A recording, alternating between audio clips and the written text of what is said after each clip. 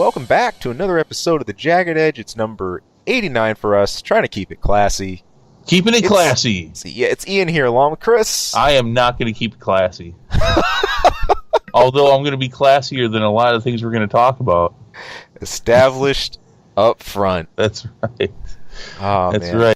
right. So the last time we did a show was just before the Super Bowl. Right. So that's why some of the things we're going to talk about here are going to be a little dated, but still very important. Yep. Yeah, we took last week off because I had a trip to make. Went away for the weekend. Yeah. So we have 10,000 trailers here. I even there was even several where I'm like, oh boy, I'd love to talk about this, but we have so many already. Yeah, for sure. I mean, the Super Bowl. Heck, the Super Bowl spots gave us a lot of these. Can I say something about that real quick in general? Yeah.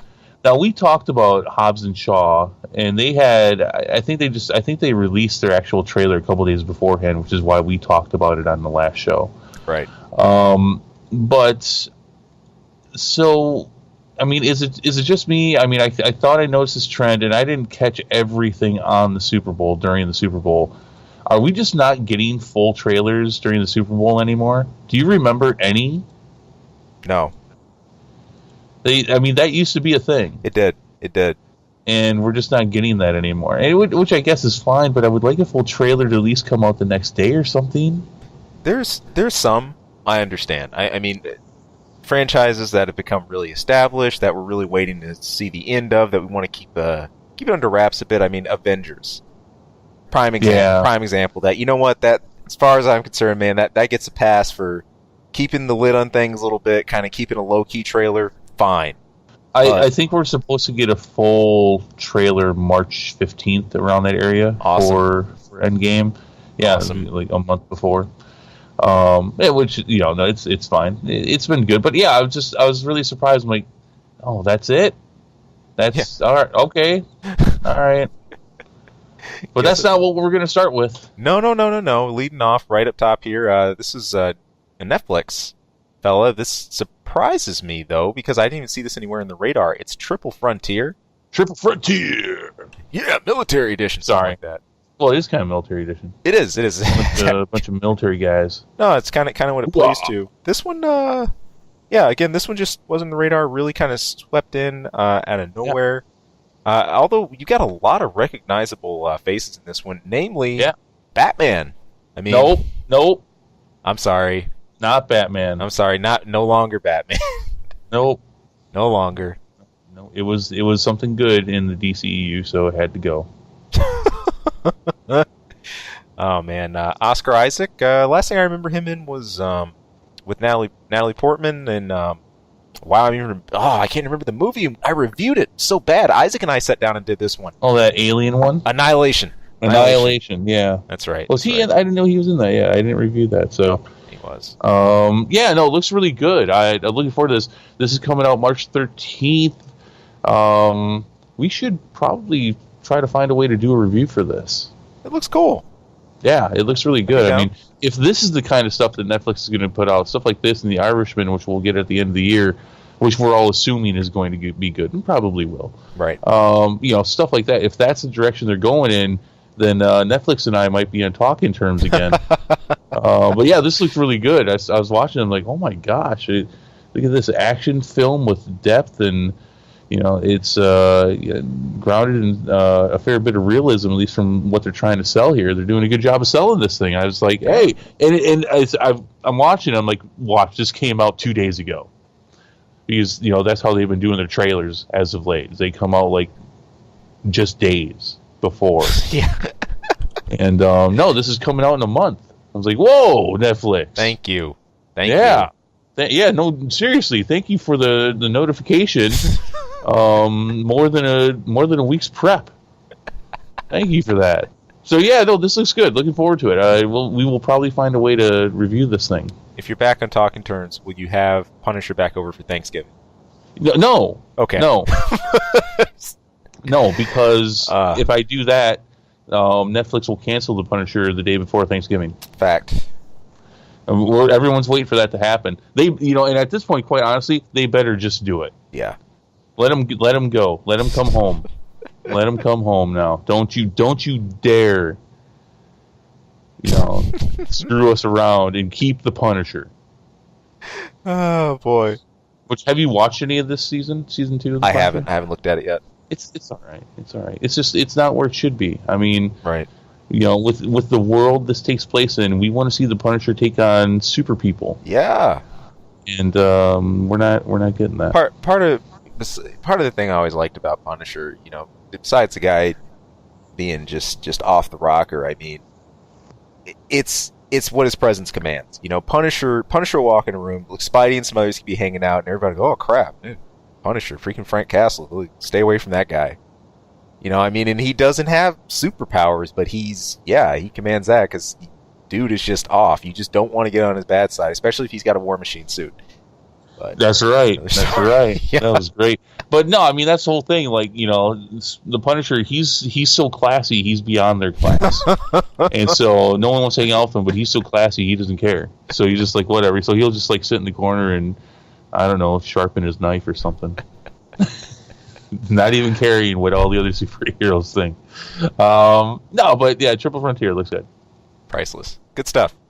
Now let's get on to the best looking part. Everybody loves this. Right. Yeah, everybody's been going crazy with joy over this. No, look, people lost it about this, and of course, this is Aladdin, and namely, people lost it over what? That's Will Smith's portrayal as the genie. This just did not sit is well. That fair to say, though, Ian? I don't know. I mean, is it Will Smith's portrayal or is it Disney's live-action remake portrayal of Will Smith as the genie? I mean, I don't know. I don't get it. I am not in the camp of, oh my God, what'd you do? Your childhood's ruined. I'm not in that camp, and I think I'm immune to this. I think my lack of zero shits given for Disney animation. I'm kind of immune to this. I think it looks fine. Yeah, I mean, look, I'd say you're not alone in that. I don't see what's... Me personally, I'm someone who, as a kid, Aladdin was one of my favorites early on. Right? I watched Aladdin multiple times, and this is not a childhood breaker for me. I don't see what's the traumatizing moment about it. I mean, I understand everybody's saying, "Oh, Robin Williams and his portrayal," but I mean, Robin Williams voiced. It's just any time you're going, especially from animation to more of like a adaptations and live action, so there's going to be some liberties taken when you make that jump. And I think the genie is one of those characters that's just such an open slate. I don't see the hubbub. The only argument that I could really understand here is them saying, "Well, it just doesn't look realistic," and okay, fair enough. Fair enough, it doesn't. Sure. But I'm pretty sure a genie's not going to look realistic. No. I mean, I think they're intent, and maybe I'm wrong, but it's supposed to come out in 5 months, so they've got to have pretty firm footing at this point on how they really want this thing to look. And maybe we didn't see all of that, but I would almost have to guess that they're kind of going for a unrealistic kind of approach to his colors. Sure. and how he looks. I mean, he's a blue genie. He's a blue genie, and I so again, I'm okay with this, but I'm not going to see this movie, and I have zero investment. I have zero investment here. These live adaptations are all kind of. We were talking about this before the show. I just think they're all a giant cash grab, anyways. Mm-hmm. So I guess if that doesn't, if that's going to deter people from seeing the movie, then bad Disney, bad. But if it doesn't, then whatever. Whatever. I'll glaze on over and keep rolling. So yeah, but it's okay, people. It will be interesting to see Disney's reaction to that, though. It will, and there's going to be, in my opinion, with Aladdin, there's much more to worry about Genie. I'd be a lot more concerned about Jafar. What's that? What's a Jafar? A Jafar is an antagonist, specifically an Aladdin. Oh, antagonist. He's you get to see him briefly, right? Yeah. I mean, you get that really quick flash of him. I mean, he was the fellow with the long, curly beard.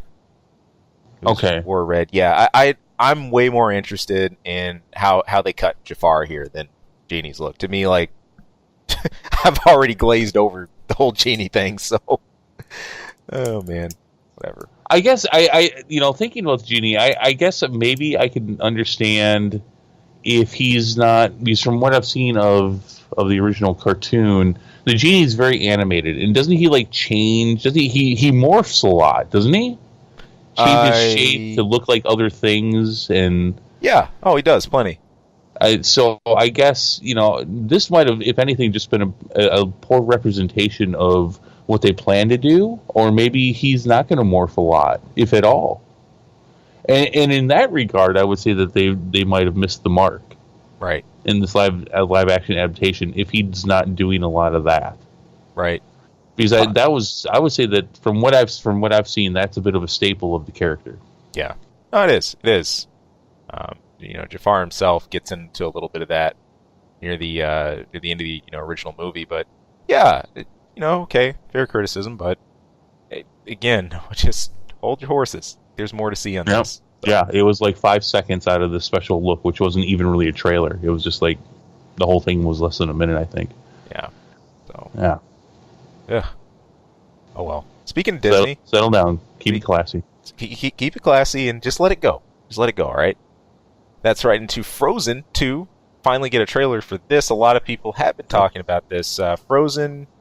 Look, unless you've been living under a rock, Frozen was a smash hit. And with some of the look we've got here at Frozen 2, what Elsa and her sister are up against or not up against, whatever else, we can't really tell. Couldn't really tell a whole lot about what's going on here. I got no doubt that this is probably going to be a movie that's going to have a ridiculous opening just because. Right. Just because. Right. Yeah, so I mean, literally what came to my mind, and I warned you I was going to say an F-bomb here. What the fuck's going on in this trailer? What's good? No, well, you saw this, right? I saw it. Yeah. And not only that, you're interacting with these characters in Kingdom Hearts. Yep. What is going on in this trailer? Well, I can tell you, Cage 3, they did not give us any spoilers for the next Frozen. Look, I have no idea. The only thing that I gleaned from this is that our main three characters, well, four if you count Olaf, are taking a journey. Is that the snowman? Yes, it is. That's the only guy I know. Is the snowman. I mean, I know that there's the blonde chick and the chick with the brown hair is her sister. I remember that. Yep. But besides that, I don't know. And I'm just like, why is the snowman not melting? Because it's not winter and he's just standing there. He's a magical snowman. He doesn't melt? That's his thing. Okay. I don't understand this trailer. Elsa, Anna, Olaf, and Hans. I remember right, but so there's really nothing. There's no prelude to what could possibly be going on in this thing. Dude, even with me being fresh on Cage. Okay, the way Frozen ended was everybody died. Yes, thanks for spoiling it. That's great. Except for the snowman. Except for the snowman. He's eating their corpses. Sorry, Walking Dead came back last week. So a little more twisted than usual, I guess. Man. That'd be awesome, though. It would. Elsa comes to peace with her power and basically balances things out with the kingdom. But look, the world of Frozen never had these massive existential threats that were dealt with. So look, the world at large is still a bit of an open book. The original Frozen focused so much, particularly on Elsa and her sister and how she left the kingdom and all that, and then coming back. I have no idea it's gonna go. So I know that doesn't offer much hope, but I'm beat, man. I'm beat. Well, she's fighting in the water with the ice abilities and the snowman who doesn't melt, and there's a horse too, isn't there? Yeah. Yeah. All right. That's all we got for now. So, Chris, best summary. Yeah, and it's like they're on the beach, and then they're riding, and then the one takes a sword and swings it at the audience, and yep. There it is. I was highly offended by that swing. That hurt. It was shocking. Yeah. Like, oh, yeah. What happened? She's pissed and swinging her sword. All right. Oh, good. All right. Next up on our list, Tolkien. Yeah. This was a surprise. I know Isaac, I think, is one that's going to be real hyped about this one. But I'm pretty sure he will make sure we do a review for this. oh yeah, oh yeah. Pick. Bumped across this. Now this was in my theater just recently here for Alita. For the trailers, this popped up there too. So I haven't necessarily been able to escape it, but yeah, I mean, just if you know anything about Tolkien, besides his work for Lord of the Rings and some of his history and just the stuff he's done, this trailer I thought did a great job. It's just doing just a super quick chronicle, like 50 seconds or so. I'm like, yeah, that's accurate to the little that I've read. And as far as I've seen his history, his background, some of the stuff he dealt with before his major writings, yeah. So, Yes, interesting stuff. I mean, yeah, if you've delved into the behind the scenes of the books or the movies, Tolkien definitely he's got a story of his own. he does. I think this is going. It appears as though it will do a good job. We will see, Right. but yeah, someone's taking a shot at telling Tolkien's story. Ironically, And we know the inspiration for Hobbit / Lord of the Rings largely. A lot of that came from what he saw. His times dealing with war. Right. His perspective on that and how it impacted his life too. So very cool. Definitely a real stylish film to do. And yeah, this looks like a good ringer for a good review. Mm-hmm. Sweet. Up next is of the horror bin. Now, were you ever a Chucky fan? Here's the thing about Child's Play. Child's Play came along. It kind of came along at the end or even after the big horror boom of the 80s and 90s. It might have actually came along at the end of it, not after it. But the Child's Play movies kind of followed a lot of the same theme, though, where their original premise was fine. You can be critical of it, but generally speaking, it's a genuinely creepy kind of thing to deal with. You get Freddy Krueger comes out of your nightmares, Jason's the unstoppable zombie creature thing, and here you have a little boy's doll which gets possessed by a serial killer. Right.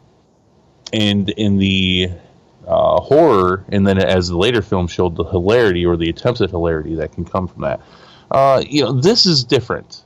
Now, and this is not to be confused with the Child's Play the Child's Play TV show, which is coming as well. Whoa. By different people. Unrelated as well, not unrelated to not just this movie, but the prior movies, is my understanding. Okay. Yeah, it's a mess. It's a mess. People need to wrangle up their rights for their IPs. It's getting stupid. So this looked interesting, though. I actually was going to skip this, but it actually looked interesting enough. It's my understanding, and I don't know this for sure, but it's my understanding that this is a different take where this is not going to be a serial killer's soul that possesses the doll, but it's going to be AI run amok. I don't know how I feel about that. I don't have any particular love for these movies. The satire that followed, like the latter few, really, I don't know. I mean, Jennifer Tilly, she became a doll, and then they had a baby doll, Right. and it became more slapstick. I know the last two they made some attempts to bring it back to earth a bit. I think it was just called Chucky, the one that came out, I think, about 4 or 5 years. Yeah. That looked pretty good. And they've done another one since. I saw elements. I saw parts of that. I did not watch the whole thing. I would love to say that, oh my God, Child's Play and Chucky and it's supposed to be huge. The remake. It's just not. It's not, though. It's not, because they've really driven this into the ground. Chucky should be up there with Freddy and Jason and Pinhead and. But he's not. He's not. The movies haven't quite warranted it. Maybe with this remake, though. I don't know, because I mean, if you change the character enough to where it's not a possessed doll anymore, then hopefully I actually kind of, well, I think that would be interesting and merits its own exploration as a film. Right. I mean, you really take a lot away from Chucky when you do that. Well, I always thought, just as an outsider looking in, that this had more of a cult following. It does, but it's not up there with the others. Okay. Some would like you to think it is, but it's not. Okay, I'm not going to believe the hype then. All right. Speaking of hype, this is one I haven't seen in a long time, but just got done interacting with in Kingdom Hearts some. We got a Super Bowl spot for Toy Story 4. I loved the original Toy Story when it came out. Of course, seeing Toy Story 2 was a no-brainer. I was that guy, though. I didn't see Toy Story 3. That surprised me. Yeah, I'm missing a chapter here. I gotta fill that in. So I mean, even I've seen these, sir. Even I've seen Disney and Pixar's presentation of CGI when it was brand new, or at least as far as a consumable form of entertainment. It looks exactly how you think it would look. If anybody comes away from watching this trailer, oh my god, that's amazing! What, have you not seen any of these? Yeah, I mean, it looks fine. And Sure. what's cool is seeing Woody, Yep. and seeing everyone else, and they'll think, he's kicking them, and what's going on? What's his name? The asteroid guy. What's his name? Buzz. No. Buzz, thank you, Buzz. He's like, oh my god, what's going on with Buzz? He's up on the wall. Someone's going to take him. Where's Andy? Isn't Andy, which if they kept up with current time, is probably like middle-aged at this point. But, Yeah. Well, I mean, who knows, though? Because you haven't seen Toy Story 3, so I'm not going to ruin too much for you. It's a cartoon. It's a children's cartoon. It's not like, oh, I got spoilers, but... it's good to see it. We're gonna get this year. I mean, this really is the search for more money. Yeah. From Disney. They said they were going to be done with 3. That was going to absolutely be it. No more. So you say. Yeah. So and we'll probably bring that up again for Toy Story 5. You're already counting it. Oh man. Both these things, this is ridiculous. Everybody loves Toy Story, as well as everybody should. Yeah. Because classic. It's a classic. It's adorable. It hits into that childhood innocence and imagination that everybody had. Yep. Unless you're like Satan's spawn. But then again, you're not part of the demographic they're going for then, which is like those 5 people. So, it's going to make $1 bazillion. Yep. They can make up for all that Star Wars money they lost. They're going to prove they still have a friend in us. Yeah. They'll prove it. A friend in the greenbacks. Yeah. That's their best friend right there. Don't get me wrong, people. Some people they'll rail on, it's just all for money. This is all for money. All of it's for money. Now that doesn't mean that the people creatively behind it is all for money, but Sure. We're talking about huge billion-dollar companies that are trying to make more billions. So we'll poke at it a little, but it's about money. There's always a bottom line. Always. Yeah, if Toy Story 3 hadn't made any money, we wouldn't be getting a Toy Story 4. There you go. Period. There you go. And I'm sure with strike while the iron's hot, fresh attention from Kingdom Hearts. Hey, it's a whole recipe. Yeah. Last but not least on this list, hinted at it earlier, the gladly, biasly most hype. I know I'm saying that, the Avengers Endgame Super Bowl spot. The levels. There's little I can say about this. The hype has already skyrocketed through the roof. This has been one of the best cinematic experiences I've ever seen, and I think followed for this long as well. So take your time, Marvel. I'm eagerly going to be awaiting that trailer. Chris, you were saying we're supposed to get something more. What was that? Yeah, we're going to get a final trailer, I guess, in the middle of March. Yep. 15th or 16th. I've seen different reports on that. I guess I'd be fine if they didn't. Because, we're only going to see the first 15 minutes. They've already said that the trailers won't show anything more than the first 15, 20 minutes. No, this looked great. It was great to see more cast Ant-Man and War Machine suiting up. Right. Or helmeting up, I should say. They're already suited up. Yeah, it's actually, it's cool. What I liked about this the most was because we've talked about this since last year. What's happened to the world since half of everything living disappeared? Right. And we'd actually made comments in the past. Well, so how did this land?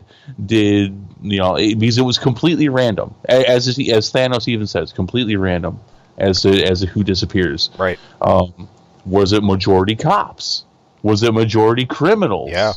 Yeah. How is this left the world? I mean, obviously, no one's going to have a hard time getting a job, but But is there going to be enough people to even fill in all these important positions? As we see a world, at least from parts of what they showed us, we see a world in wreckage. Yeah. There's disarray. There's not enough. There's not enough to go around. I would have to at least say that definitely it looks as though for those who turned to dust, the majority of them were, I don't know, people parking boats and cars because they're everywhere. They're all over the place. And it's the type of disaster, that you could imagine if something like this occurred. And we were seeing some of the after credit stuff where we had to look at Nick Fury. Of course, commercial airliners, helicopters, just so many common things or methods of travel people would use every day. That would all be in disaster. Subway systems, any kind of mass transport. Even in that moment, how many planes crashed because the pilots went to turn to dust? Tons. Right there in the spot. It's stuff like it. So it'll be interesting to see, especially because we know that, well, we don't know, but there's strong enough evidence showing that we're going to span quite a bit of time, backwards and forwards. Right. So, but yeah, it'll be really interesting to see how this world unfolded. Good stuff. Good to see the Avengers are still hanging out. Yeah, they are. I would have to suspect they're pretty busy. I think probably due to what had happened, the Sokovia Accords was probably just thrown out. At this point, it has to be. I would have to assume as much because I mean, what are you going to do? Like, and the Avengers like, well, our hands are tied. We can't do anything. Yeah, our hands are tied. No, it's in fact, I'm pretty sure that when Captain America already established that, the general, he said, hey, look, we're going to do our thing. You want to try to get in our way, so be it, but we got a world to save. So he pretty much left it at that. And it does look like the Avengers as an entity is at least around in some form. That's something that you could take away from this. A bunch of them are at least hanging out there at the Avengers headquarters. Yeah, real quick, something I'm curious about too. You see the group sans Thor.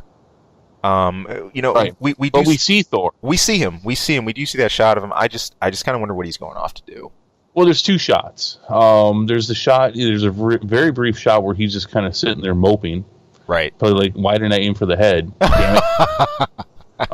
Yeah. And I think this really does bother him because the other shot we get is where he's at Thanos's, I guess for lack of a better term, of his throne.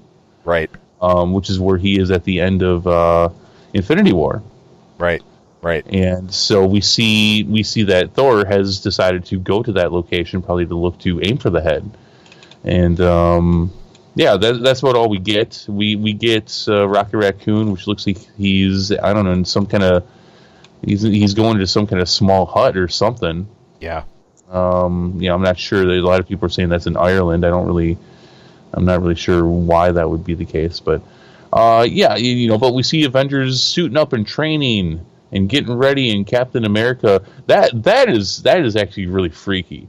It is. Probably the thing with Captain America. I mean, he's going to self-help groups, probably listening to the horror they've been going through with losing whatever family members or friends who just turned to dust, and he's just sitting in listening. I wonder. I mean, he doesn't cover his face. Do they not know that's Captain America? Right. It could play out either way, but that brought up an interesting question. How much does the general public know about what happened? Yeah. And why everyone disappeared? Like, do they even know the Avengers tried to stop this? Right. And I mean, what kind of guilt is he carrying? A lot. I mean, Right. we even get that hint from I think the previous trailer when it's him and Black Widow sitting in the craft, and she tries to assure him, saying, "This is going to work, Cap." And it's like, I know it will, because if it doesn't, I don't know what I'm going to do. So this is, he's someone who is really at the end of his rope for a lot. I mean, just look at it. This is a guy who has really put not just the Avengers, his own team that, he helped form, but so much of what he believed on the line to stick to his guns, to stick to the people he knew he needed to support, to do all that, to go to those lengths, and everything he did for Bucky and all that, and then for this to happen, it's the worst. It's just the absolute worst. So looking back, I'm like, feel for you, guy. God. Well, and talking about right here, I'm starting to realize that they really are setting up a final redemption story for him. Yeah. And this is, I mean, I think if we're gonna lose a guy, we're gonna probably lose Steve Rogers. We're probably gonna lose Captain America. It would make sense. Yeah, I mean, Chris Hemsworth again has been saying that he really wants to continue on after Thor Ragnarok. He's like, oh my God, I did a Thor movie that everybody loved. After two that were, I saw The Dark World again today. Did you? Yeah, it was on again. It's like, yeah, this is not very good. I mean, it's not bad, but it really, as far as the MCU movies, very subpar. It's definitely sitting at the bottom of the list of their movies. Yeah, and I don't see them killing off Tony Stark. I can see Tony Stark retiring and having being able to stick to that. Right. But I think we're definitely losing Steve Rogers here. Right. No, and this would be the arc to do it. If anything, I think you've had this kind of slow dismissal for Cap, but his whole arc and his story would be not just complete, but the legacy. He'd leave too. So grounds prime for it. We'll see where it goes, man. One thing I am interested in finding out, what the hell's Rocket Raccoon been doing? Right. Just hanging out on Earth. Yeah, I mean, he's such a, he's always wound so tight and everything, and then this, and then Groot gone, and I mean, is he getting it on with like lady raccoons? Is this raccoons? Like, well, I mean, yeah, not that he says he's not a raccoon, but obviously he looks like one. He's been based on somehow on a raccoon. So I don't know. Is he like, is this heaven for him? I don't know, man. I kind of I think Rocket's going to be looking for a way to get revenge. I don't think he's chilling. Yeah. No, not at all. Nah. All right. No, we'll find out. We'll find out. Yeah, I mean, Groot. Yeah. Groot died. He turned to dust. Ugh. I don't feel so good. Couldn't help it. Spider-Man. One thing we did, this is important to mention too, along with Endgame. We got a promotional image that came out for the original 6 Avengers. This is, of course, released for the upcoming film we got here. Brand new costumes. Fresh, which is almost tradition now. It is. They will spruce them up to some extent in almost every movie now. Right. So, but I don't think these are even the only thing we're going to see here, because there's been some images that have been coming out of their quantum suits, right, which allows them to travel back and forth, probably just back in time. I don't know. The big difference, obviously, here though is if you're looking at this, the biggest two are Hulk and Hawkeye. Definitely. Yeah. So I'm sorry. Go ahead. Real quick, it's the thing with Hulk. I was almost taken back to one of She-Hulk's classic outfits. I think just the way that, at least the way it fits around his hands, stuff like that. I was just brought back to some of her classics, not the white and purple one, but I think some of her Fantastic Four stuff. So yeah, so this image is of the original 6. Hawkeye. I mean, he's going. I guess if you follow the comics, he's Ronin. He's not Hawkeye. He's right.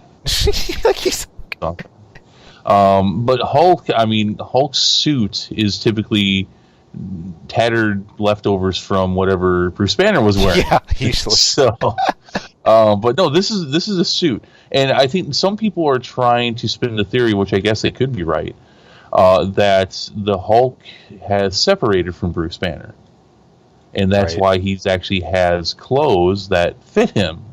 I think when we saw some production stills of a Hulk suit a long time ago, I think the theory going was this is a form-fitting suit that will not tear when he changes. Right.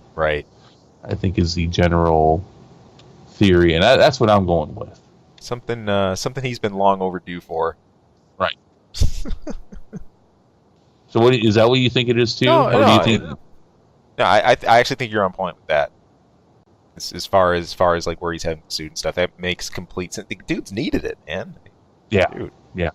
You know, I mean, it's always not that I want to see Hulk junk, but every once I'm like, you know what? The pants shouldn't be making it through this either. No, really. they should.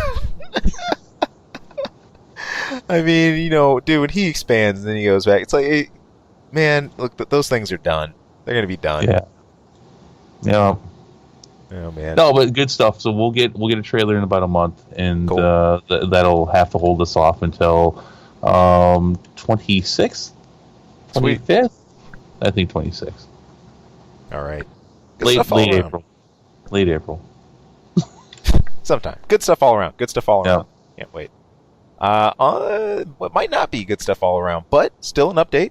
Some news on it. Star Wars Episode 9. They wrapped up principal photography for this. This March. Ooh. J.J. Abrams made a post on Twitter basically saying as much. We shared it's an image of Daisy Ridley, John Boyega, and also Oscar Isaac in a hug. Huggers moment. Huggy. Getting on the huggies. Hugs. Good. They're done. All Yeah. right, fine. Take it into the studio and just make this right. Right. Make it right. Not collective, definitely not collectively, but the majority of Star Wars fans are really just looking at them with their arms crossed and their nose up, just like, just do it right. I don't even know how you're going to do that, but you better do it. That's just where everyone's at with it. I mean, okay, good, you're done. You're good. You're done. Took you forever to shoot it. It's going to be a huge movie. Everyone's saying it's going to be the longest ever. And this is the last part of the Skywalker saga, even though there's not a Skywalker in it. No, that's not true. Leia's still alive. There you even go. Though Carrie Fisher's been dead for 2 years now, but Man, I get tense just thinking about the amount of pressure on this film, on Star Wars. It's crazy. I just never thought I'd see Star Wars in a position like this, man. And I'm just like, Abrams, man, you got your work cut out for you. So Yes, he does. Good. ah, I want to see trailer. Same. Show me trailer. same. So, well, speaking of tiring and cut out and all that good stuff, Ben Affleck, he retires as Batman on Jimmy Kimmel. On Jimmy Kimmel Live, they did a skit. Sorry. With Robert. Yeah. Pew pew pew. Pew, pew, pew. Pew pew pew. Oh man, this was it. He officially I don't know. retired Is now. this official? I don't think this is very official. No, it wasn't meant that way. I don't think it was, but still. Hey, look at it this way. This is a much, much better way for him to retire the cowl or, pass it on as it were than the ending of the original Nightfall comic. A lot better. You can tell he's not happy about this, though. Oh, you can tell. You can tell. can see it in his face. You can see it in the body language. This was not what he wanted to do. I No. think the only solace he has from this is the fact that the DCEU is not doing well, and he really wants to play a comic book character. He does. I think Daredevil and Batman were some of his top choices, but I honestly think at this point there's probably negotiations going on with the MCU to try to fit him in somewhere. This is on his freaking bucket list. He wants to successfully play a super. I mean, and even then he did that one movie where he played the actor that played the Superman from the old TV show. Right. I mean, he's and then of course everything he did with Jay and Silent Bob and all that stuff. I mean, he's been circling around superheroes for years. Yeah. And he can't be. I mean, he got Batman. And he didn't. And they didn't just screw him. He screwed himself a bit too. Right.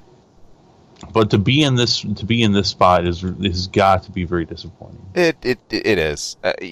Look, definitely going at it, especially leaving a role like this prematurely. I want to say deep down, I am not. I know I'm not. None of us are near him, but deep down, I just doubt that this would be the note when he picked up Batman initially. Imagining this is how I leave this. Oh, I don't see that. I just don't see that. That leads on to our next thing. This was funny though. This was honestly, what's his name saying that he's Robert was the funniest part. Yeah, but yeah, it was cute. There's a couple things to it. It's worth a watch. You go on the YouTube and look up Jimmy Kimmel, Ben Affleck, Batman. You'll find it. It's cute. It's funny. It's not as good as when Tom Holland was on there as Spider-Man, but no, that one still. Yeah. That was hilarious. I love that one. But when we're thinking about this, though, we're looking. You think more and more about DC movies than the lack of continuity you have between them. More and more is coming out about the upcoming DC movies, just how disjointed this stuff's getting. Yeah, we talked a bit about this on our last show, and I've been reading up on some stuff since then. I think there are people who are coming to the conclusion, although I've not heard anything official, so I'm not going to call this, but I'm seeing a lot of what they're seeing, that the DCEU is done.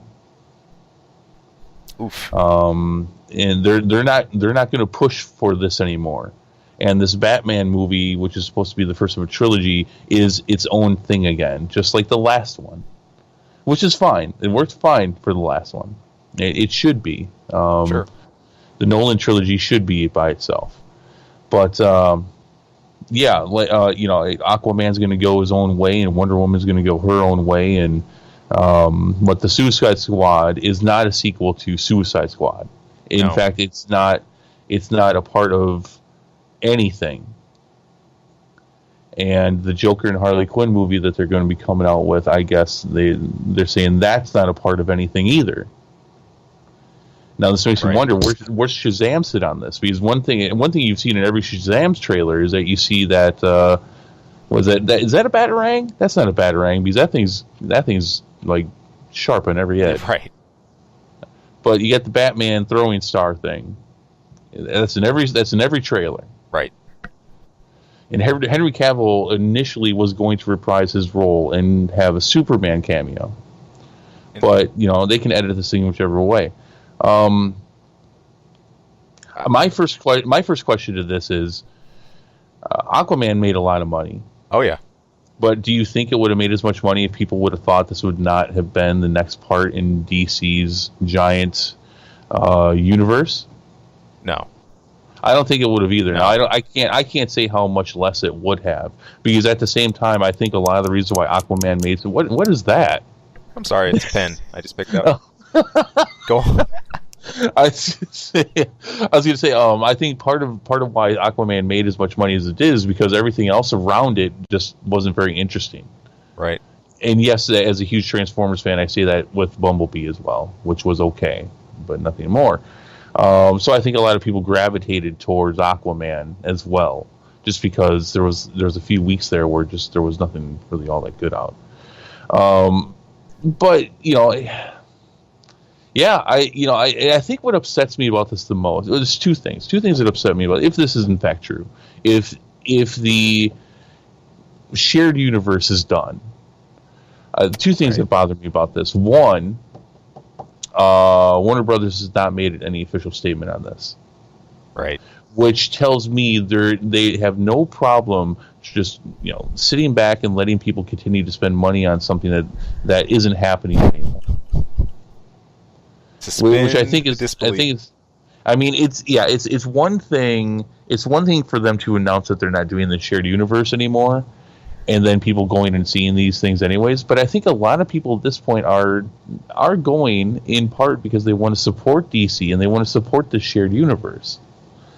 Not to mention just the basic expectation that it's a thing. Sure. And when they go to see these movies, they're investing in obviously the entertainment of what they're getting at the moment, but the entertainment that they're kind of becoming accustomed to, that they're investing in for the future.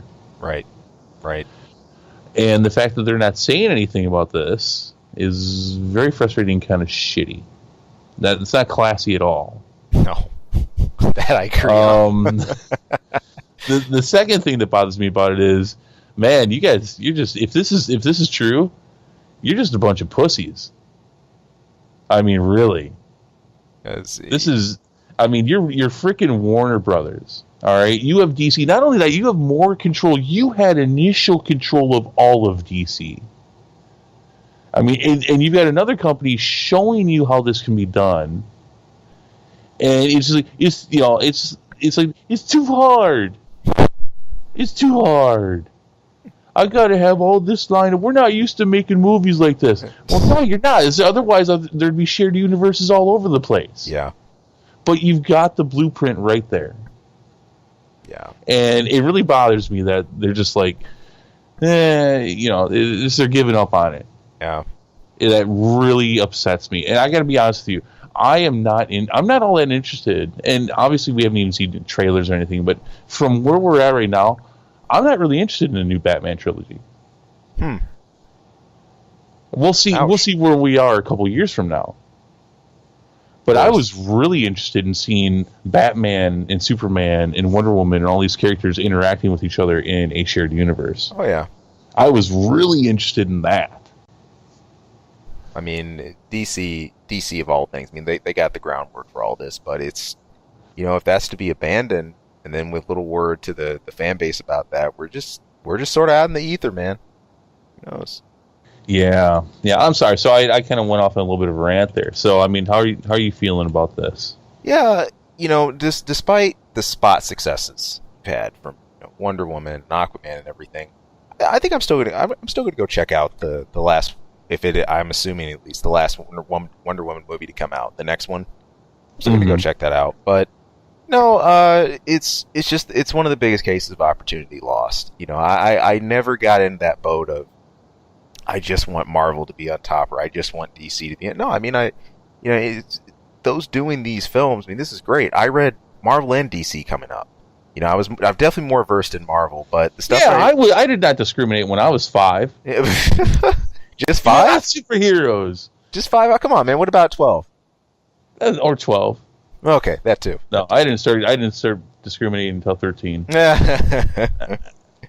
But no, they were always cool. And man, I remember I never expected this to happen in films and stuff. Of course, there are always the small crossovers you had to that happened between, DC and Marvel. But no, they're ones I most support, and I think it's going to be, I think, a forever case of just a chance lost, a really, really cool chance at development. Yeah. It's going to be just difficult to rein all that back in. I mean, it's one thing if you dropped just Aquaman or just Superman, but when you've had Batman and Superman and Wonder Woman and Flash and everybody sharing this and all then none of that really goes anywhere. Yeah, it can still be done. It can still be done though, but it's I don't like being flapping in the wind like this. Yeah, I think that's really very shady. Yeah. I guess we'll see what happens in a few months at Comic-Con. Yeah. If anything is said at all. So a couple questions come up from this. First one, is this all they're just doing this right now and they're trying to find their footing and maybe they're trying to find something that fans attach to more than they did with the DCEU, or is what Marvel Studios doing that freaking special?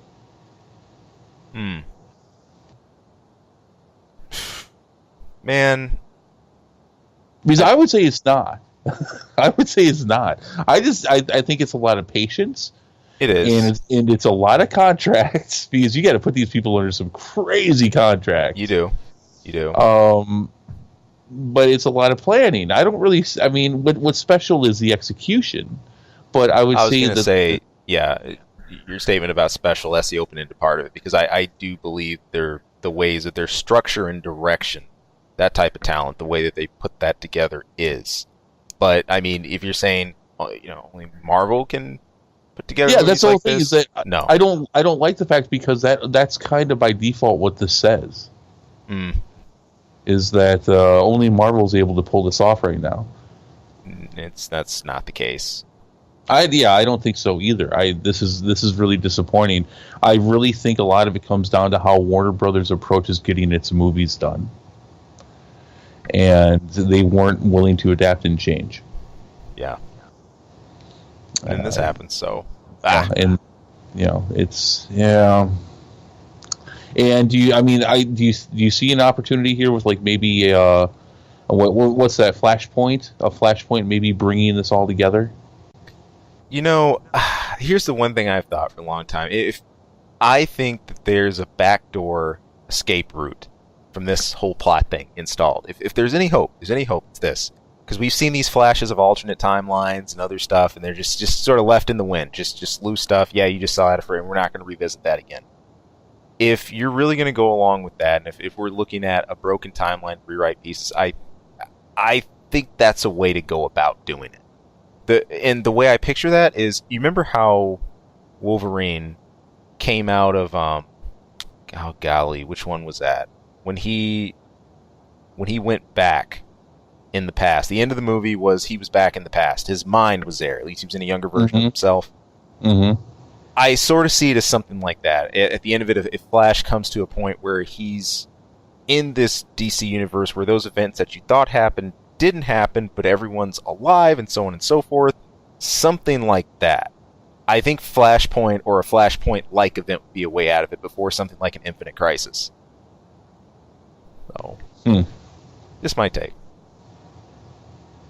I don't know, but it's really pretty disappointing if this is where they're going. Yeah. And that being said, I can almost understand why they wouldn't say something, because well, then they won't go see our movies. Yeah, the trouble even with what I just posited about Flashpoint and stuff like that is you need some foundation, some precedent for that to happen besides just some loose snapshots and, maybe this, or here or there. Set an arc like that up a bit, because otherwise we're just what I just said is a total grab at the dark. I got no idea. We don't have anything else foundational to run off of that tells you that's how this will unfold to lead up to this point. And this was all part of a full arc and a plan to lead us to this point. No, I don't think we have that much groundwork done. So. No, we don't even have a Superman right now. No. It's rough. And all we know is that there's plans for a Batman. It's rough, I don't know, dude. man. Look, I mean, I get years ago, and years ago makes it feel like it was a long time ago, but even just recently, people are like, oh my god, they're going to reboot Spider-Man again. Oh my god. I wasn't feeling that, right? Because, it's MCU, and, I trust them, and they've done a good job with them. I'm really pretty fatigued on a freaking Batman origin story, though. I really am, and that's why I bring up that comparison. I love Batman; he's great, but, oh my god, really again? Yeah, again with this. What is this? Since they've been making major comic book movies, you can take out the Adam West one. This is the 5th reboot in 30 years? Golly. Something like that. It's ridiculous. It's really. We get it. Yeah, I'm not looking forward to this. I'm actually not. It's not even the point of where it's not interested. It's like, I don't know if I don't know if I want to invest in another Batman. I wonder if we could approach one of these without an origin reboot. We could just go. Well, and we kind of got that with Ben Affleck's the DCUs. There wasn't. I mean, they showed us, the plot points, right, for his origin, right. But the whole Martha thing played it. God, Martha. Martha that's a good note. But just save Martha, right, Chris? Just save Martha. I just, yeah, I don't know. Oh well. We'll see. We get a couple years. I could change, but right now, serious fatigue. Yeah. Serious, just just disappointment and fatigue to where I'm not even wanting to see another Batman right now. Well, before I jump tracks, before I completely jump tracks off of yours, I want to look at this too. This is jumping a little bit into Marvel territory. There's one other movie I do want to talk about, but this was about a little something from Chris Pratt. He confirmed that Guardians of the Galaxy 3, the James Gunn script. This was during an interview with MTV News. He said, "Hey, we're basically going with his original draft for the story." Yes, glad to hear it. They've been talking about that. That's been predicted, but Chris Pratt he's confirming it. Star-Lord's telling us we're using it. I'm glad. Yeah, I'm glad to see that too. So yeah, good. No, that was a little bit of good news after I found that after all the DC stuff. I'm like, all right, cool. They're going to use it. I guess he and Chris Pratt and James Gunn are genuinely good friends. I'm kind of excuse me. You good? Yeah, I guess. Kind of getting the vibe that there's a blessing here that they'll be using James Gunn's script on this. Now, Guardians of the Galaxy is one of the few IPs in the MCU where they've been talking about doing more than a trilogy on. Most of these, like Thor and Captain America and Iron Man, they're getting a trilogy, and then that's about it. They've already been talking about Guardians of the Galaxy 4, which I don't even think has been written yet. There's probably some work done on it, but that's as far as plot points, but that would be it. Treatment. But yeah, so they're going to do this. Good stuff. Looking forward to it. So, and while it is not scheduled yet, there is no schedule for Guardians of the Galaxy 3. It's been said it is a matter of it's not a matter of if, but when. There you go. So eventually we'll get our Guardians of the Galaxy 3, and it'll be written by James Gunn. Good stuff. Yeah. Some silver lining. I'll take it. So, last up on our film list. This doesn't have anything to do with superheroes, but I did want to highlight it real quick. This was. I'm not interested. Then you're not interested. You're gone.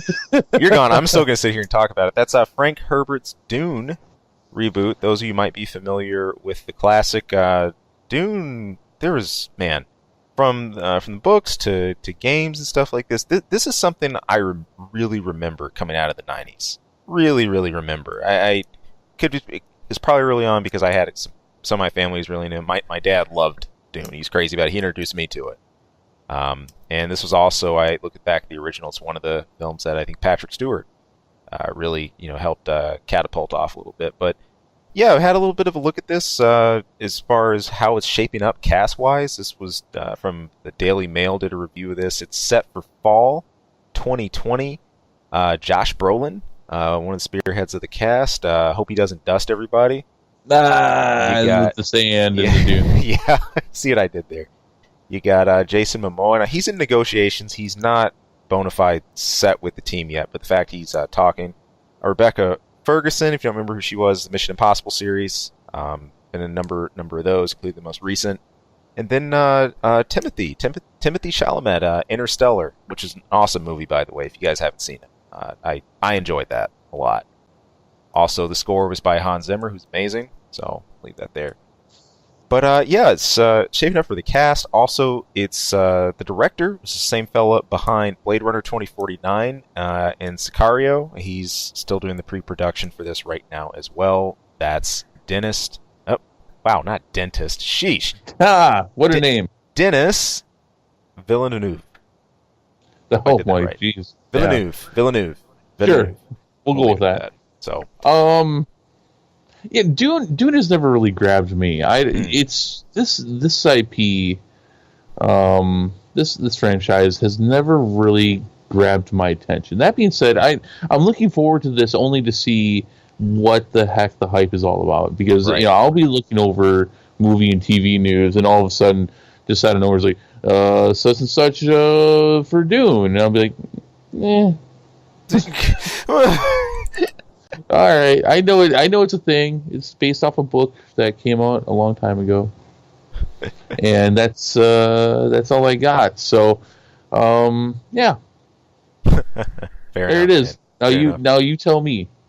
Now you tell me what's so good about Dune. Maybe Yeah. we'll find out. We'll find out. Oh, is that it? I'll Yep, find out. That's all you'll get. All right. We'll see. We'll see. Like it, dude. I'll put it this way: if I were to go on about Dune, I'm not going to get to any of my gaming stuff.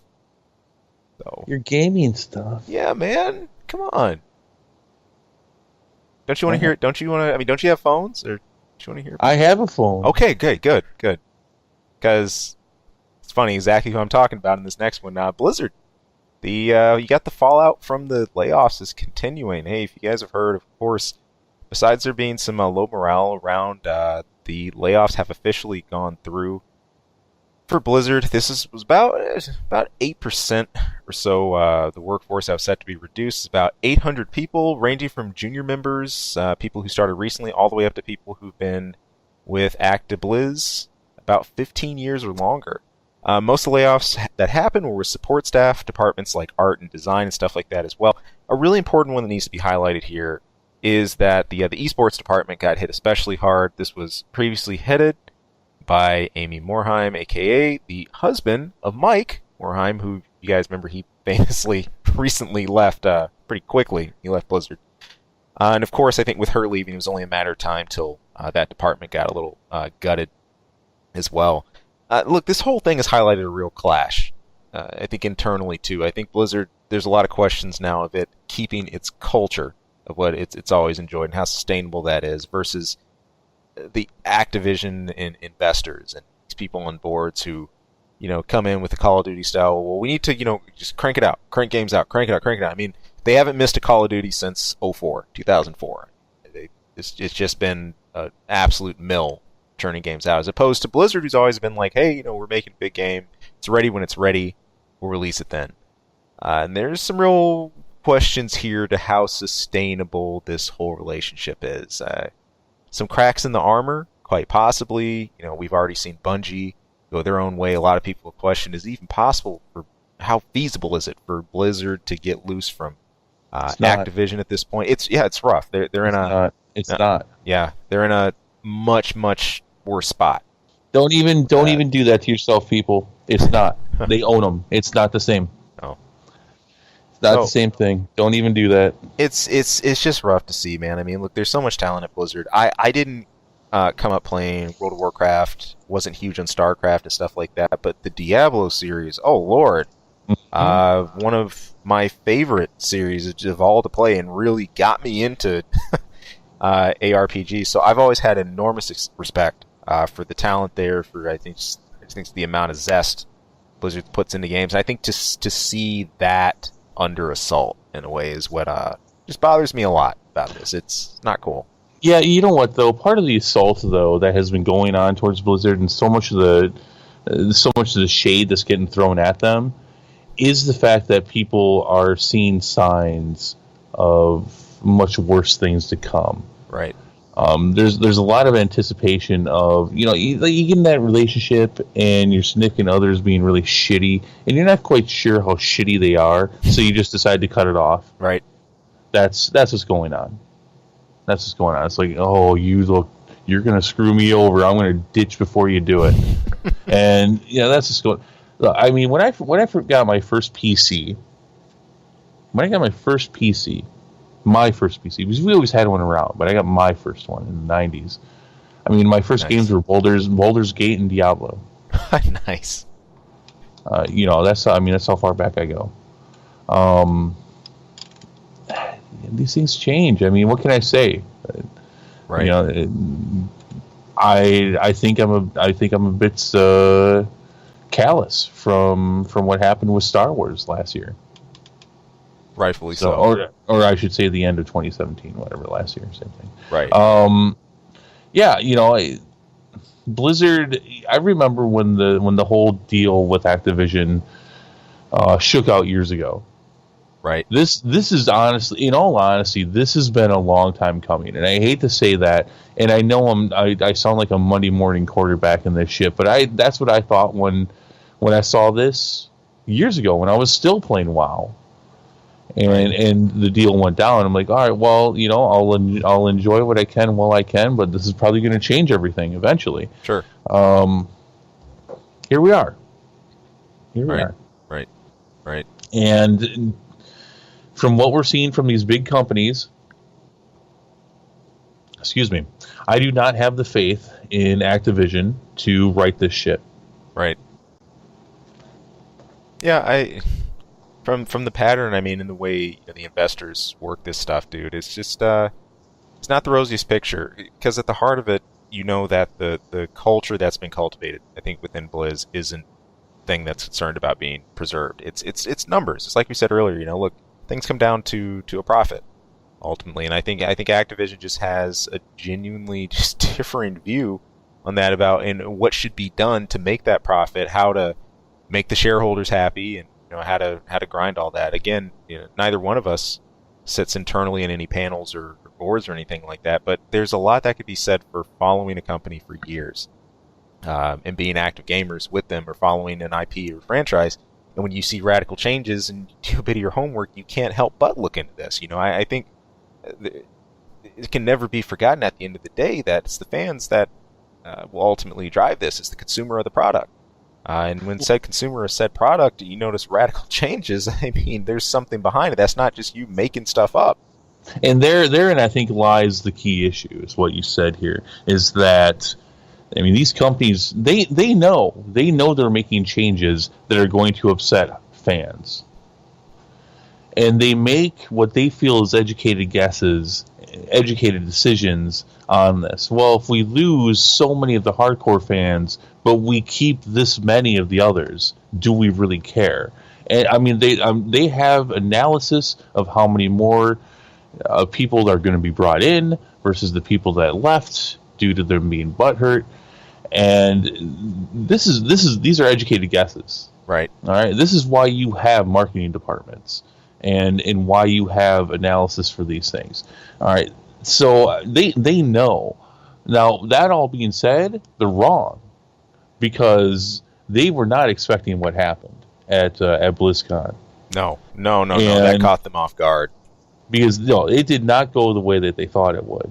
And the reaction to that has almost been from a lot of the fans, we're not going to do what you think we're going to do. We are going to revolt. And I don't think they were expecting that at all either. I don't think they were expecting the warmest reaction to the phone game. Right. But yeah, what you have here is you in a way, you have a lot of gamers taking a stand and saying, this is where we're going to start to change things. And it's unfortunate that we don't see it everywhere else, but this is the greater conversation that we're seeing with Bethesda and EA and in these games. And we're done with your AAA garbage. Yeah. And if Blizzard has to fall for that, I'm for it. Mm-hmm. As much as I love Blizzard, as much as they've entertained the shit out of me, I also paid for every single bit of that entertainment. I don't owe them anything. I literally paid for it every step of the way.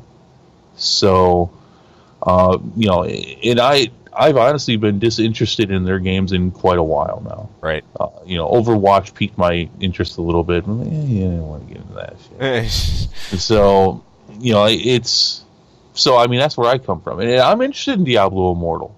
Sure. Yeah, I'll check it out. But hey, if this is what's got to happen for these companies to get their heads out of their asses, or for them to just go away, I'm for it. Right. Because I'm done with it. I got burned. I got burned last year. Not going to happen to me again. Right. And there are companies that I trust.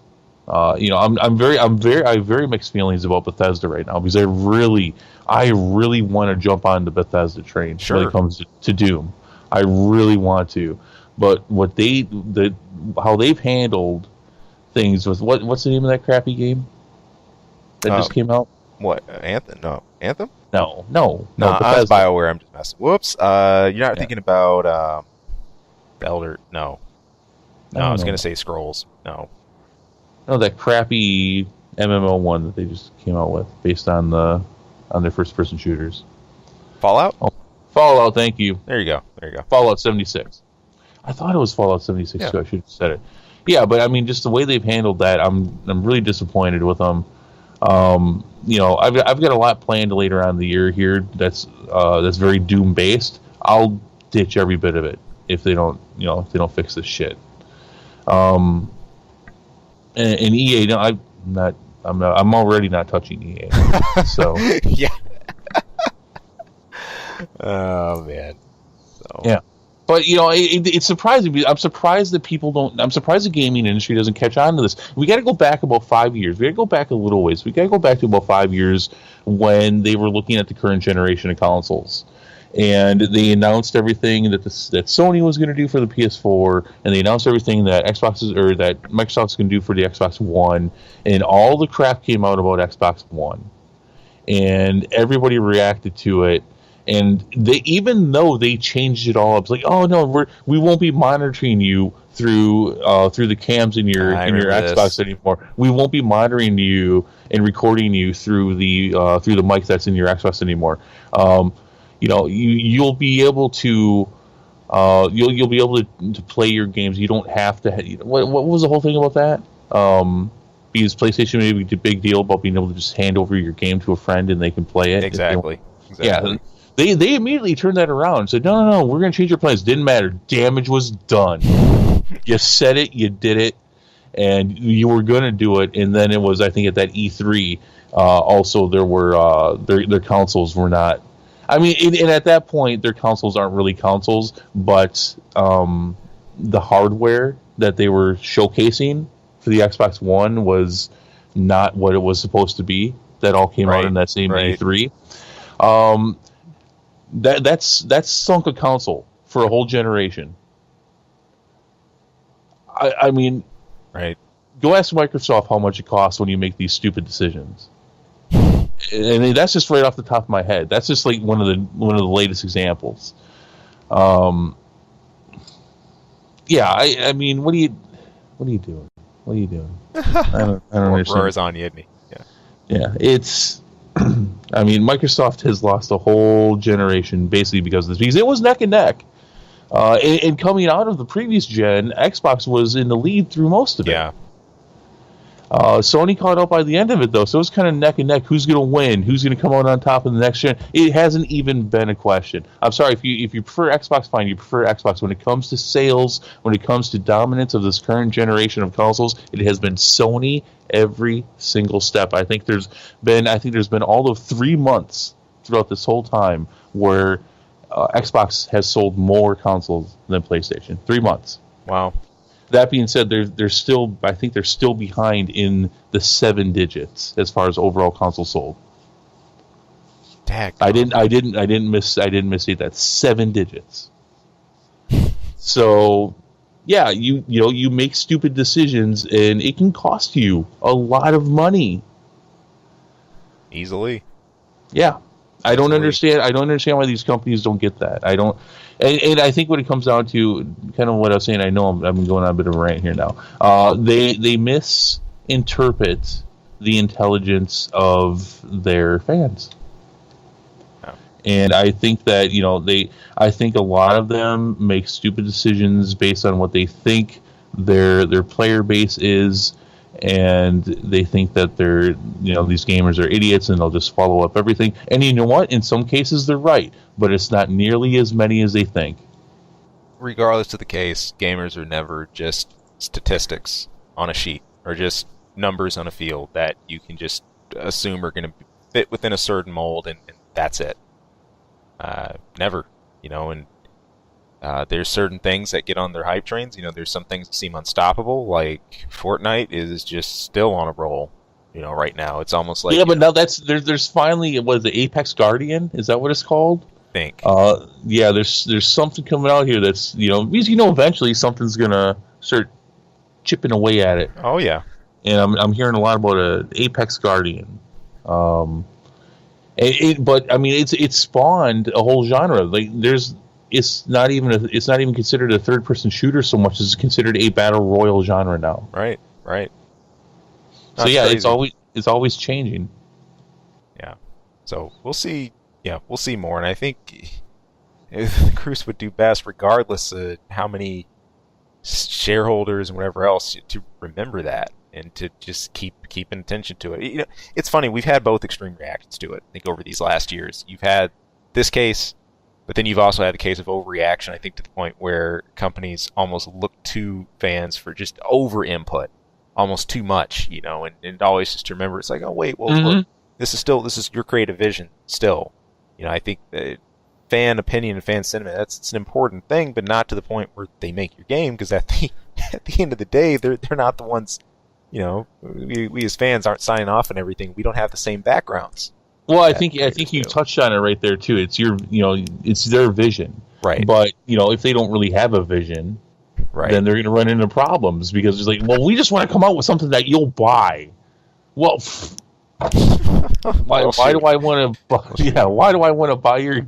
Why do I want to buy your game that has no heart, no vision? And I get in some cases you really care, but if they're so devoid of ideas, then that's going to be kind of a crappy game. You can tell most of the time when you've gotten a game that has some real heart and passion in it. I think Spider-Man comes to mind immediately. Sure does. I mean that oozes TLC, and it's. And then to go on the other side of that, where I got burned, with EA, Battlefront 2, that is almost devoid of it. Yeah, it's like this was manufactured by statistical analysis from top to bottom. Yeah, and I don't see an end to this, in anytime soon. So it's going to be pretty fascinating how this plays out, even within the next couple of years. It's it's going to be way beyond just 2 or 3 years, though. So sorry about my rant. Rant just trying to keep it classy. I can't argue with that, not a bit. Other than that, other than some of the Blizzard news and some of the things larger trends we're going to be looking for, there was a Nintendo Direct stream for this month. Just came out and introduced a number of things here I think it's important to take a look at. We got a new IP called Astral Chain. This is from the minds behind Bayonetta. I was supposed to watch this. I didn't. Whoops. Go ahead, keep talking. Bad boy. I missed it. Yeah, it's new IP. Bayonetta, Nier Automata. If you're familiar with, the quick-paced action games, this basically looks like a walking, breathing anime taken form in gaming. Completely. It's all right. So I haven't seen anything yet, but from what you're telling me, just with the name and walking anime, I'm not liking. But we'll see. We'll see. I'll go look at it right now. Yeah, no, check it out. Check it out. It involves, from what I can glean, at least you've got some sci-fi, some future dystopia, cops, portable mecha, of course, mechanized monsters at that, and a whole lot of crazy style stuff to that. Also, I was feeling a little bit of Okami here, even though this has nothing to do with Capcom. There's some real Okami moments in that trailer, so check it out. If looks like if you've been waiting for a semi-open world, at least action style, like a really hardcore anime game, this could be your ticket if you have a Switch. So keep an eye out on that one. And Can I say something here? I'm sorry. No. I was going to say you've probably seen a little bit of gameplay of this by now. Okay, so I'm going to say this, and I've been wrong about the Switch since literally our first episode, the Jagged Edge. I have been wrong to the point now where I'm actually strongly considering getting one, although not as much as I was even a week ago, because of and I'll talk about that in a minute. But this is kind of related. But I'm going to make this statement. I think this system's a year and a half old, not even. Yeah. Not even a year and a half. And it's obviously done very well. Oh, yeah. I think their system specs might have been a bit too weak, though. Their games are not looking all that super great. And you don't need great-looking games, but there really does end up being a standard that you got to hit. Like, I just looked at that video you showed. Right. I mean, that looks pretty dated. I think Switch is using a lot of pass arounds with some of this, especially the cell shaded style. I mean, this is something that you even saw this back in the day of like Dragon Ball Budokai, stuff like that. On PS2 and everything. Of course, that style easily lends itself to fast, fluid anime stuff and anime combat. But in the same hand, I do think it's a way to get around high graphical fidelity. Nintendo tiptoe around that stuff. They're like, hey, look, Sony, Microsoft, you guys want to slug it out over that? Go for it. We're going to go over here and kind of do our own thing. I have wondered for a number of years, since post Nintendo 64, what would a fully decked out current generation Nintendo system look like if they really, really push specs? It's just something I don't think they're that concerned with doing anymore. I think they're way more concerned about keeping that experience consistent and sticking with what they know their user base is, and then rocking the portable. It's their thing. In general and in theory, I don't disagree with you. Yeah. But I mean, dude, it can't even do 1080. It's true. And I'm really starting to notice it. And that kind of leads me into what I was getting into, because I mean, we on our agenda right now on our list is Demon Ex Machina. Yep. And there's been very little information, but the stream had some information there, along with there was a demo that people could play 4 missions. So I don't have a Switch right now. I was planning on getting one for this game if it impressed me enough. And up until this week, it actually had. But then I watched this, and I watched some demos and some playthroughs of that. I was shocked at what I saw. It's like a full downgrade, at least, of the graphics department. It really feels like everything that I'd seen prior to this week's stream and what people were sharing from the demo was a lot of extra polish that went into trailers and information about the game. I'm going to continue to give it a shot. I have not made a decision yet, but with that in the trailer you just showed me, yeah, I'm like, are they going to have a graphics issue here? I mean, they're not even 1080. Right. I mean, they don't even sell regular DVDs anymore, DVD players anymore. You have to get a Blu-ray. Right. Even there, you have to get a 1080. This is I think it's important. I think it's important you run over this, dude. This is something I think Nintendo can only avoid for so long. It's one thing staying out of the Giants' path, like letting 2 T-Rexes go at it or whatever. But in the same hand, there comes a point where you got to look at the environment around you too. What Nintendo cannot escape is the way people want to, I think, view their games.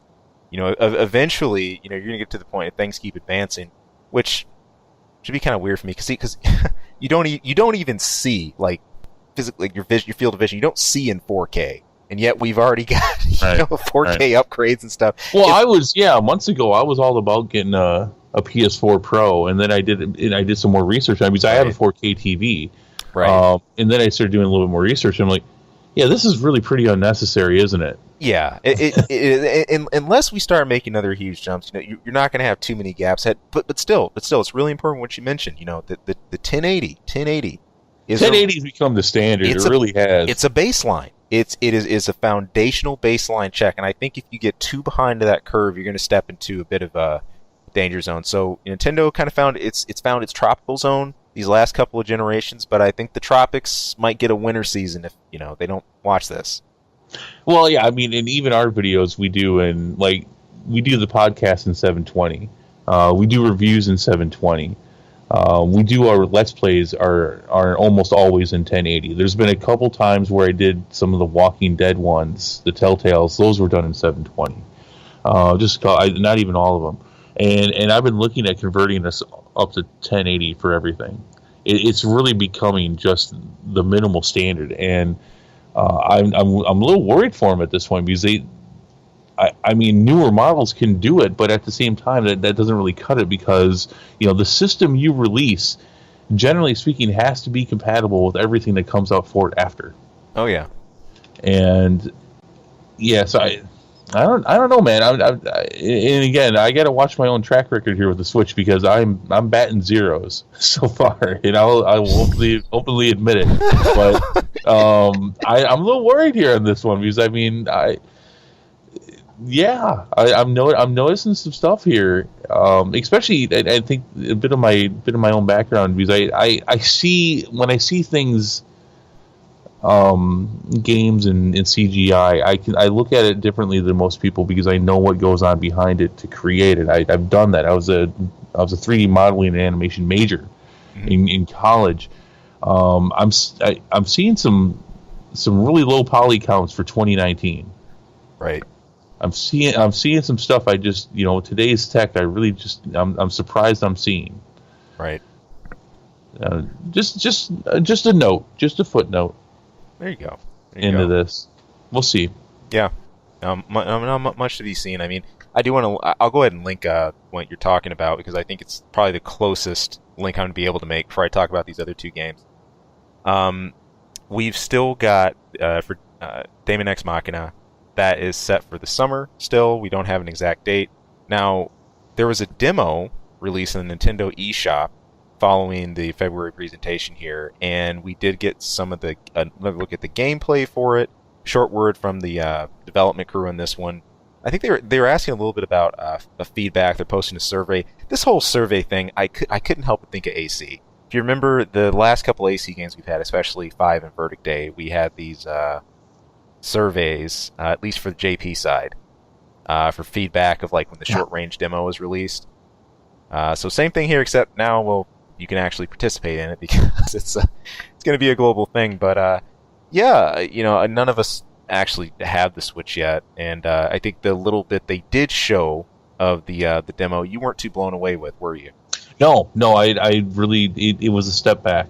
Quite honestly, it was a full step back for me. I mean, I was sitting right there looking at the Switch from the other side of the glass. I just need some dates. I need some dates and I need some more info, and then I'm buying you. Just looking at it through the glass, and then it's like, oh, hold on.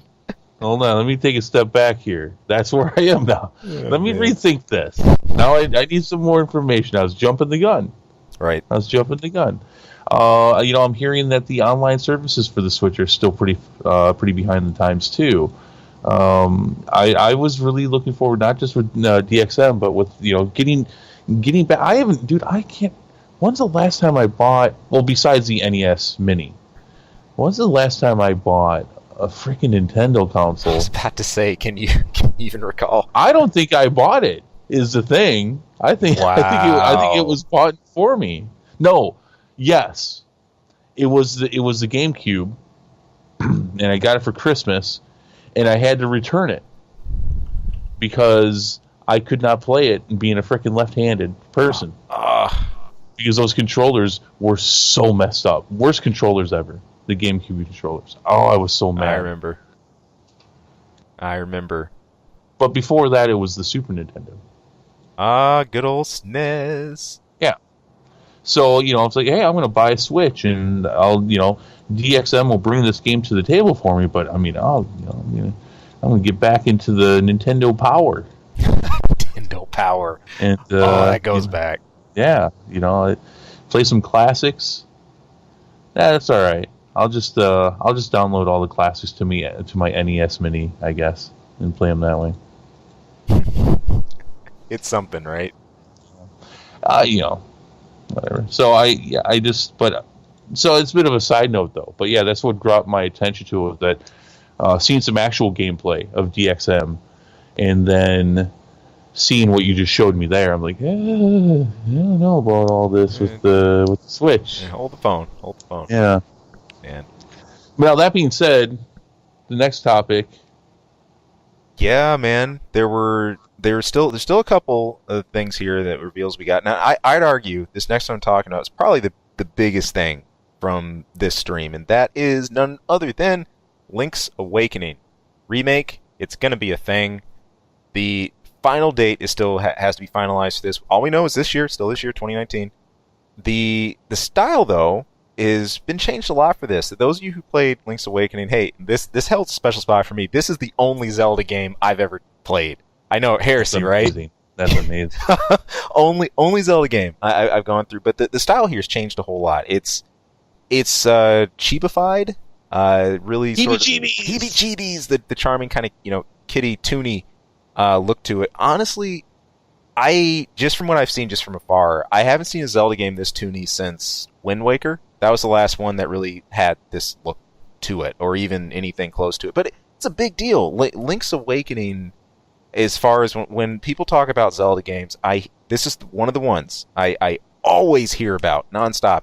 It's really hollowed out itself as a classic. And me, for a guy who just never followed the Zelda series long running and got into them, I immensely enjoyed this. It's an awesome game. So, what a surprise. People have wanted this for a long time. Everyone's kind of jokingly talked about it, and here you go. There it is. Oh. Here you go, and there it is. No, it looks good. Yeah. I think they've stuck to the style. None of that's changed at all. You still got the kind of semi top down views and whatnot. Although sometimes your gameplay looks like it flips. There were clearly like some completely 2D moments, like where Link's jumping on top of some Goombas and stuff, but it looks like it's going to play really well. So this should shape up awesome. I think that name alone, it's got a lot of clout behind it. So, oh god, it's one of the biggest ones. Yeah, awesome. Other than that, Super Mario Maker 2. Those of you who like to make Mario Hell or those impossible to beat levels, there you go again. This, I didn't play Super Mario Maker 1. I've seen a lot of the crazy levels people have done. Important to note, there are entire channels, both YouTube and I know some other people who've streamed on Twitch and stuff like that, who dedicate to this style, of content, just doing stuff like Super Mario Maker and just creating insane levels and stuff like that, making challenges out of it. So, yeah, dude, it's a thing. And if you guys out there are really into custom creation of levels and stages and all that, it's all for you. Me with Mario, I'd rather just take a Mario game and just play it. Yeah. I don't have to make the stage, man. I'll just go through it. So, oh man. But still, they're expanding a lot of stuff in this. It looks like you're not only going to be able to use the really old school NES palettes, but you're also going to be able to dip into the Super Mario World stuff. Some of the things we're familiar with Super Nintendo days and Mario 3. So you're going to have everything at your fingertips. We'll see how it goes. Yeah, I've watched some of those videos. They're fun. Yeah. That's good stuff. It's good stuff. And then it's fun to watch some of the torturous boards that people go through. Man, there's been a few that have come, not just for Mario. There was a Japanese version, I think, Mario Impossible. And then there was like a Cat Mario, were both insane, like custom levels. There's also some challenges done for other games like Metroid. They come up with Nintendo series. I know people have made a Super Metroid Impossible, where they basically... That's a little different, though. That's a ROM hack. They hack the ROM and then went and customized the stages to just make them nightmarish from there. And that was insane. Some of the world record holders for the speed runs have played through those. And they beat it amazingly, maybe with a death or so, but it's just crazy what people have gotten into with this stuff. So, won't catch me doing that anytime soon. I'll tell you that. Anywho, that's going to wrap it up for the look at Nintendo. I think any other things that they reviewed on that was really some stuff we'd heard from E3 before. Other things that we know are down the pike and in development. So if you're into that, if you're into Switch, highly recommend you guys go and watch the recap. At least check out the Link's Awakening trailer and the trailer for Astral Chain, just to kind of see what's down the pike. But other than that, it's time for an Info Minute.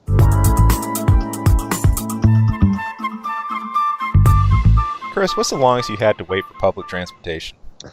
Oh my gosh. It's been a long time since I've even used it. Oh, man. I don't know. I'm sure there were some long waits for the bus when I was a kid. Yeah. Have you ever had much of a chance to use like Metro? Ever had to ride subways, all that stuff, a whole lot, or? No, never been in a smelly subway. Smelly subway. I mean, I've lived in a couple big cities though, but they're not big enough to where they had subways. So. Well, you have a few spots trying to think of solutions for people. They got to deal with this weight. You have to deal with this every day. Of course, look, you find yourself in NY, you're over Japan, other places like that, where this is just how you get to work and how you go about each day. This is sort of a must. This is in regard to Tokyo, though. Now, the metro system is absolutely notorious there for just being insanely crowded. with the morning commute between the company men and between everything else. So the metro system in Tokyo is actually starting to offer vouchers now, specifically for buckwheat noodles and fried snacks to commuters who get to the train before rush hour only. So far, they've got over 8,000 people that have signed up super early to beat the clock. You've got some more reports, and this is still coming out. Of course, the numbers are still being made for it. So to get in this, to even participate, okay, some passengers, they got to register their cards online. Then they got to use those cards to pass through the station gates before the morning cutoff time. This is by the Japan Times, reported some of this too. Then it turns out the Tokyo Metro will email you a voucher. They'll email their passengers who keep up with the early travel for 10 consecutive days. They said that the voucher specifically, they hand out vouchers for tempura. If you're a shrimp fan, you'll love that.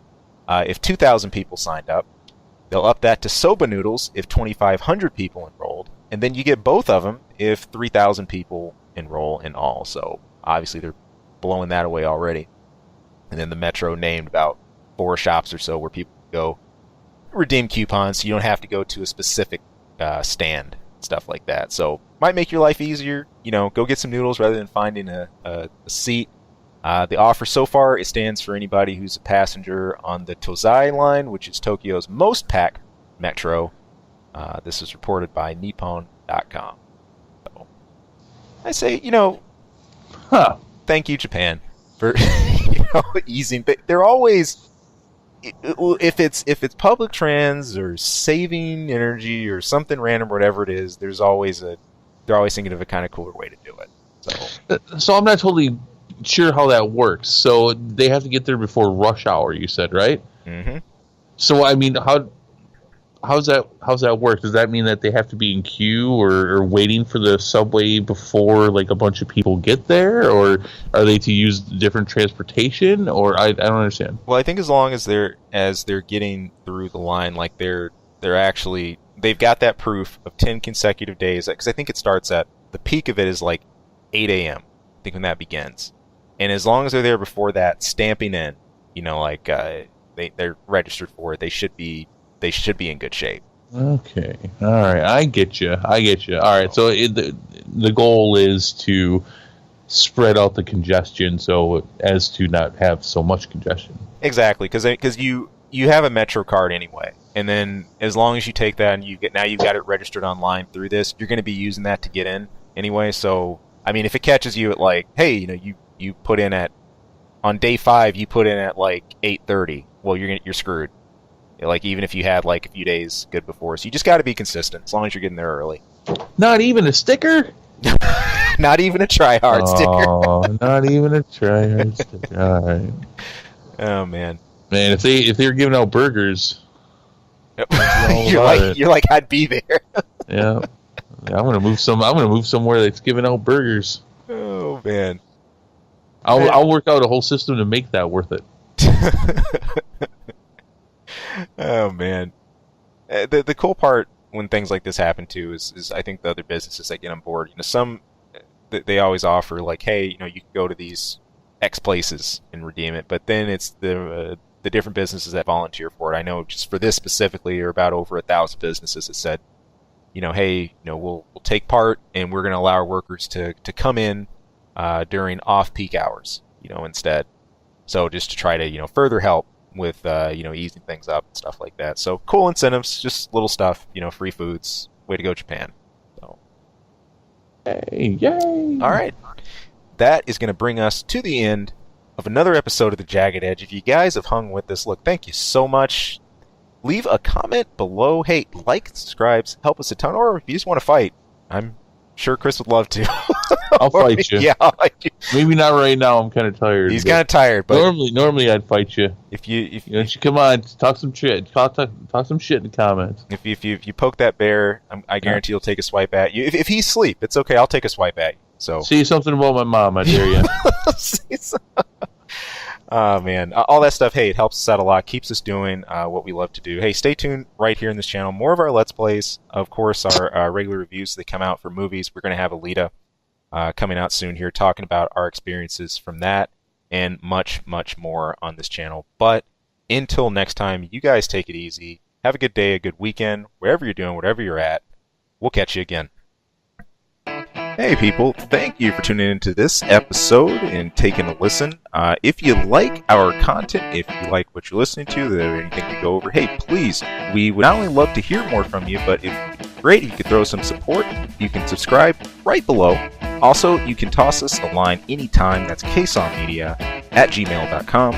Of course, you can tune in for our channel anytime for movie reviews, game reviews, a lot of random wacky stuff.